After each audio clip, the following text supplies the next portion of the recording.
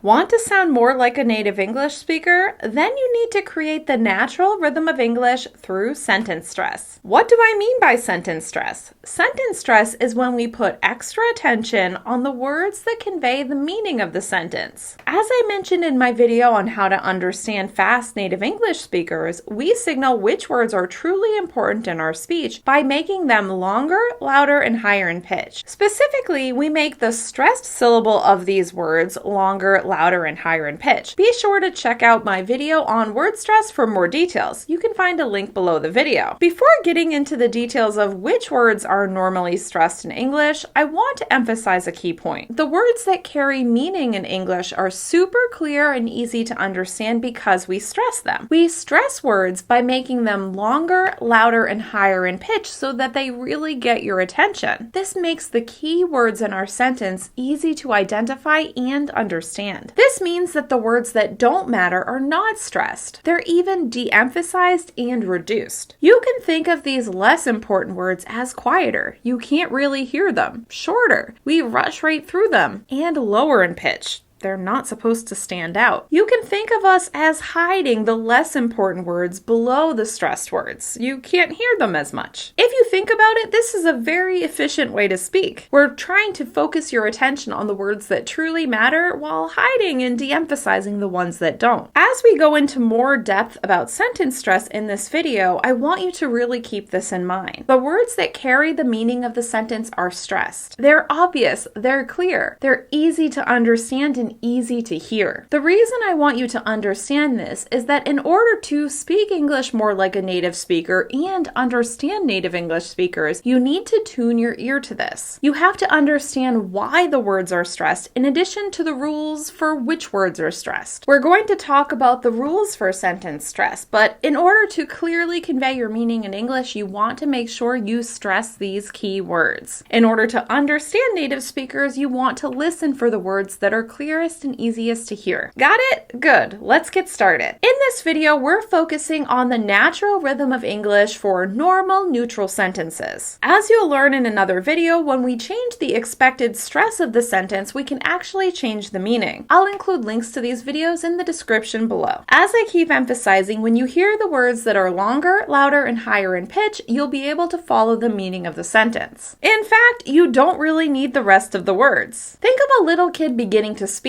A lot of times they just use the key words. They don't use those connector words, but their meaning is still clear. Let's look at an example sentence. I bought some food at a store in my neighborhood. If I only emphasize the key words of the sentence, bought, food, store, neighborhood, you can still understand the meaning. Am I right? I bought some food at the store in my neighborhood. The key words are the ones that are clearest and easiest to understand. The rest of the words just help the sentence flow. Now let's go into more detail. When we talk about sentence stress, we have two categories of words: content words and function words. As I mentioned earlier, content words are the words that carry the meaning of the sentence. Content words include nouns, verbs, adjectives, adverbs, question words, demonstratives, and most negatives. Function words, also called structure words, are the words that are basically the grammar of the sentence. They help connect the content words. Function words include articles, prepositions, auxiliary or helping verbs, pronouns, conjunctions, determiners, and relative pronouns. If you're feeling a little overwhelmed with these parts of speech, that's why I encourage you to go back to what I said at the beginning of the video. Think about the words that carry the meaning of the sentence and focus on those. If you feel the need to categorize them, this list can help you. In order to create the natural rhythm of English through sentence stress, you're going to emphasize or stress the content words. The function words are going to sound weaker or even be reduced. You can hear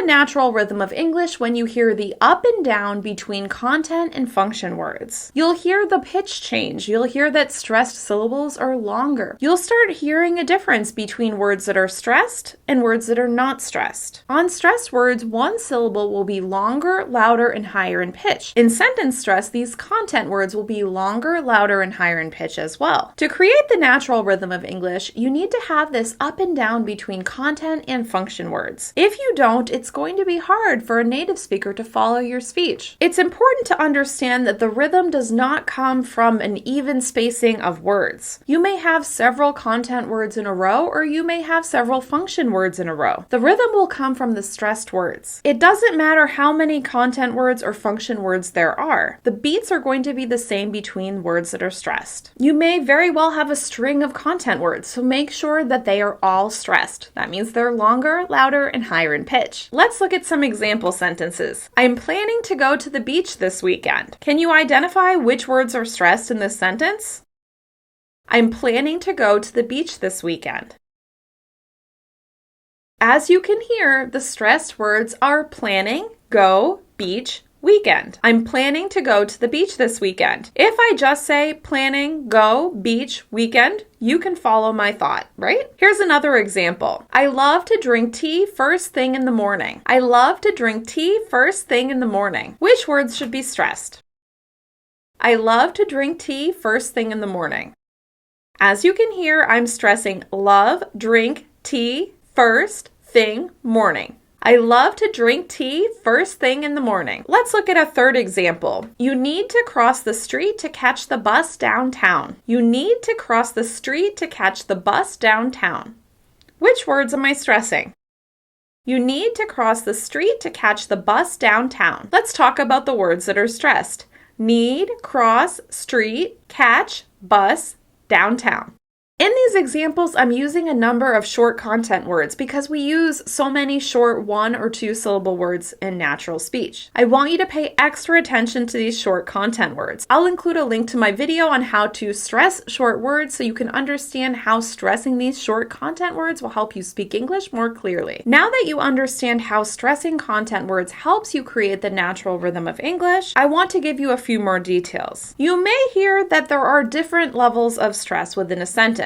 There are more complex patterns. This is what I call word partnerships. I give an example in my video on how to stress phrases with the word and. Be sure to check out that video as well. As you continue to advance your understanding of sentence stress, you'll notice that there are certain stress patterns based on the words that appear together, certain chunks of words or phrases. You'll also hear different stress based on the intonation of the sentence. Different people may use stress slightly differently based on the cadence or the ups and downs of their own speech. But for right now, I encourage you to focus on making sure you stress these content words. Even if you stress them evenly, it's going to help a native speaker understand you. You'll be able to create the natural rhythm of English by stressing the content words and de-emphasizing or reducing the rest. Sounding as natural as a native speaker comes with time and practice. Let's get started with the most important element of highlighting the content words with your voice. From there, you can evolve the way that you speak to sound even more like a native speaker. But for now, let's focus on those content words. You definitely want to get started stressing those content words to be understood by a native English speaker. Like I said earlier, using the expected natural rhythm of English will help native speakers understand you because you're emphasizing the words that carry the most meaning of the sentence. You're emphasizing which words are most important. You're giving them what they expect to hear, and you're making it really easy for them to identify which words matter. Even if you stumble over or mispronounce a word, this natural rhythm will make it easier for people to understand you. Now you're probably asking yourself, how can I practice sentence stress? It can be a little overwhelming to try to keep it all in your mind at the beginning. That's why I encouraged you to practice with written information at first. Blog posts, articles, books,